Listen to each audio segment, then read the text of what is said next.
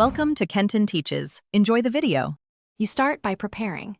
Backup launcher settings or enable cloud sync so you can restore if needed. Once done, clear the page by moving icons into an app drawer or to another page. This prevents losing shortcuts. Next, long press an empty area or pinch the home screen to enter edit mode. This is the trigger that reveals page thumbnails, widgets, and layout controls. You do this because edit mode gives direct control over pages and widgets, making removal safe and reversible. You now remove the page. In edit mode, locate and tap the page thumbnail or swipe until the target page is centered. Then tap the remove or delete icon or drag that thumbnail into the trash area visible at screen edge.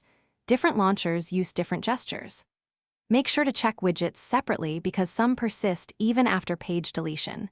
Delete or relocate persistent widgets to avoid orphan processes. This step eliminates the page container while keeping your remaining layout intact. Finish by exiting edit mode and testing navigation. Press home and open apps to confirm everything works. If you find missing shortcuts, restore them from your backup or re-add icons from the app drawer.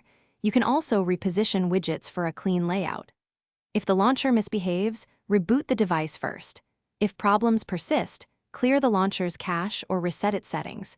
This restores stable defaults while preserving installed apps. Use the backup to fully recover if anything goes wrong. Thanks for watching. Please subscribe if this video was helpful.